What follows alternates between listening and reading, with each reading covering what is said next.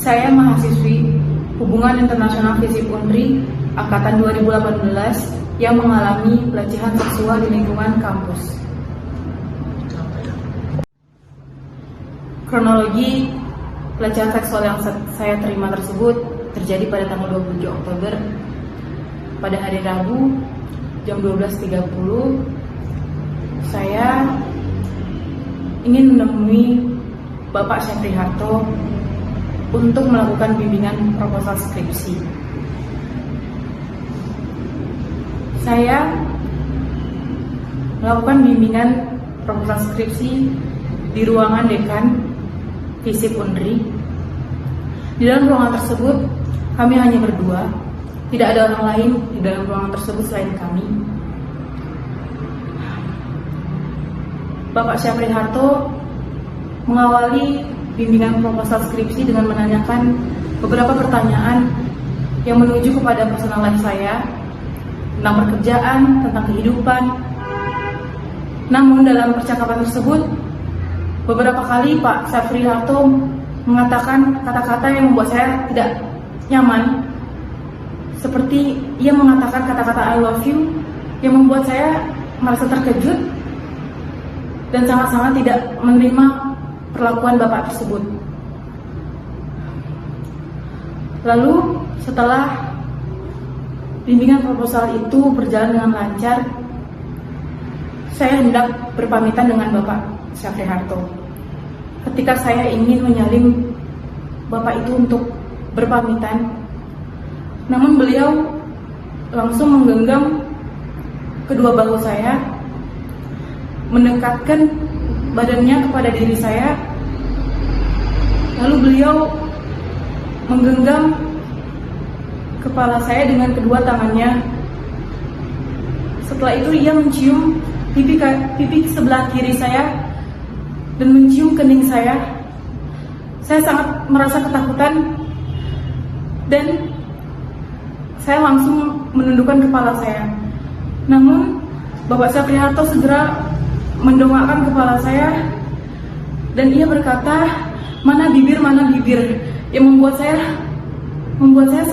sangat terasa terhina, membuat saya terasa terkejut, badan saya terasa lemas, saya ketakutan. Namun setelah saya mendorong Bapak Syafri Harto, ia mengatakan, ya udah kalau nggak mau. Saya langsung buru-buru meninggalkan ruangan dekan. Saya langsung meninggalkan kampus dengan keadaan yang sangat gemetar. Saya merasa ketakutan dan merasa sangat dilecehkan oleh Bapak Syafri Harto. Saya mengalami trauma yang sangat berat akan perlakuan yang tidak pantas yang dilakukan oleh Pak Syafri Harto kepada saya. Setelah pelecehan seksual yang saya terima tersebut, saya mencoba untuk menghubungi salah satu dosen hubungan internasional untuk mengadukan kasus ini. Saya meminta beliau untuk menemani saya untuk menemui ketua jurusan untuk melaporkan kasus ini dan agar bisa mengganti pembimbing proposal saya. Namun ketika hari saya hendak bertemu dengan ketua jurusan, ia menyuruh saya untuk bertemu dulu dengan dirinya sebelum menjumpai ketua jurusan. Walaupun saya sudah sampai ke rumah ketua jurusan, ia menyuruh saya berputar balik untuk menemui diri dia terlebih dahulu di sebuah kedai kopi. Di sana ia mencoba melakukan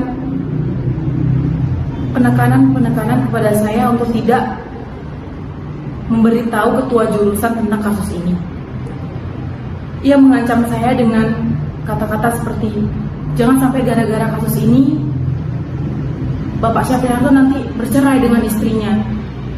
Atau dia juga menegaskan bahwa saya hanya disuruh bersabar saja, disuruh tabah saja tanpa perlu mempermasalahkan kasus pelecehan seksual yang sangat besar yang telah menimpa saya ini.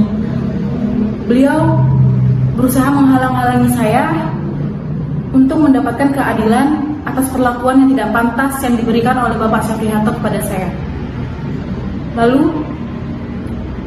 di hari itu juga, selepas sholat Jumat, akhirnya kami bertemu didampingi oleh dosen yang berusaha mencegah saya tadi. Di sana ternyata yang awalnya saya kira Bapak tersebut mendukung saya dan ingin melindungi saya, namun ternyata tidak. Di depan ketua jurusan ia mencoba menyalah-nyalahkan saya atas kecerobohan saya yang tidak menggunakan SK dalam melakukan bimbingan proposal.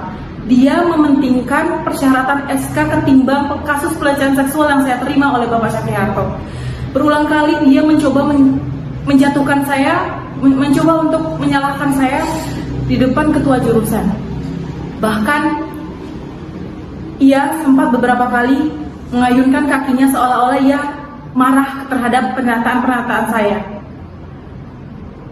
Saya merasa sangat tertekan dan sehingga saya merasa sangat-sangat diintimidasi oleh Bapak tersebut.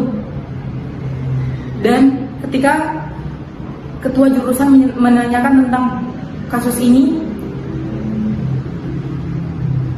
saya terpaksa menyatakan hal-hal yang seharusnya tidak saya sebut karena saya telah diintimidasi dan ditekan oleh Bapak tersebut untuk tidak speak up tentang ini. Bahkan beliau juga mengatakan bahwa Bapak Syafriharto melakukan hal ini bukan karena kebiasaan, tapi karena aksidental atau kehilafan saja. Namun walaupun ini kehilafan, saya tidak menerima perlakuan tersebut. Saya mengalami trauma yang besar dan saya ingin meminta pertanggungjawaban atas perilaku beliau yang tidak pantas terhadap saya. Ada beberapa statement yang mereka berdua katakan. Saya tidak menginginkan menyebut kalau ini hanya dicium saja. Dan mereka berdua tertawa akan hal itu di depan saya yang telah mengalami pelecehan seksual yang mereka sendiri tidak merasakan bagaimana sakitnya, bagaimana pedihnya merasa harga diri diinjak-injak oleh perlakuan tersebut. Sehingga saya merasa tidak ada perlindungan, tidak ada kepedulian dari pihak jurusan, dan ada beberapa pihak yang mencoba melindungi Bapak Syafriharto tanpa mereka pedulikan tentang kasus ini. Bahkan setelah itu mereka mengatakan bahwa saya tidak boleh speak up, saya tidak boleh menceritakan hal ini kepada orang lain, cukup saya aja yang mengetahui ini. Itu yang saya terima setelah saya mencoba untuk mendapatkan perlindungan dan pengaduan kepada pihak jurusan.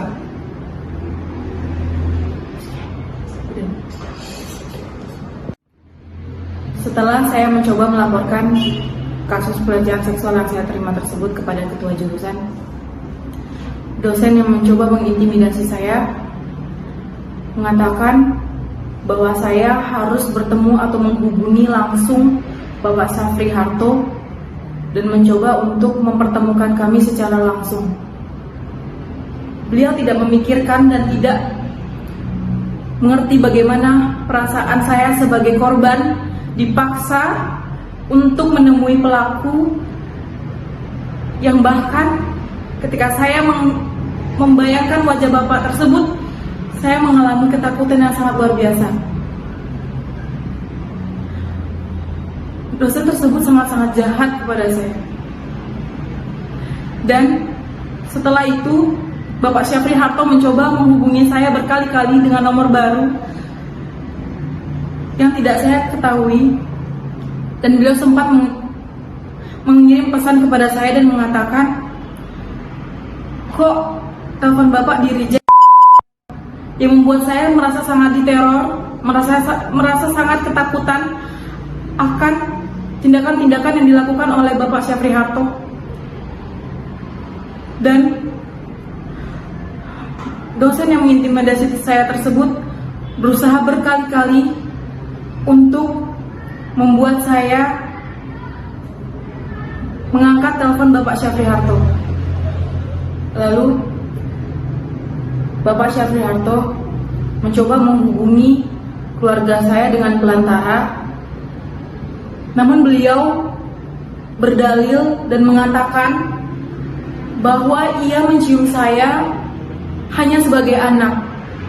Namun keluarga saya membantah dan memarahi pelantara yang tersebut, mengatakan bahwa kalau memang anak, kenapa harus minta bibir? Kenapa harus berkata mana bibir? Apakah perlakuan orang tua kepada anak harus seperti itu? Itu yang membuat saya sangat-sangat terhina, di mana Bapak itu masih tidak jujur dan Bapak itu masih melakukan pembelaan atas perlakuan kejinya terhadap saya. Keluarga saya dan saya tidak menerima perlakuan tersebut. Kami tidak sama sekali bisa memaafkan perlakuan keji Bapak Syafri Harto terhadap saya.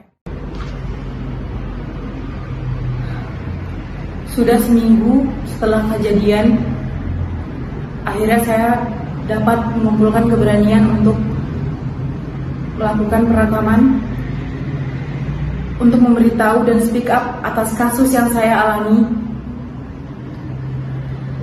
Saya merasa kasus ini harus diangkat. Saya harus mendapatkan keadilan saya. Dan saya juga mengharapkan untuk seluruh wanita di luar sana, siapapun kalian yang mengalami pelecehan seksual, terlebih lagi di lingkungan kampus, saya berharap kamu kuat. Saya berharap kamu untuk speak up, memberitahukan apa perlakuan keji yang mereka lakukan kepada diri kamu.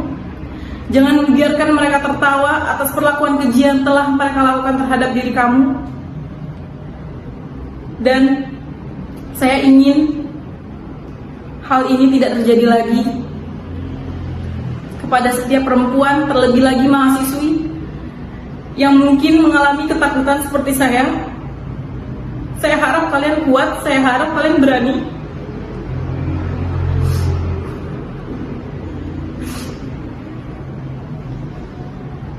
Saya tidak ingin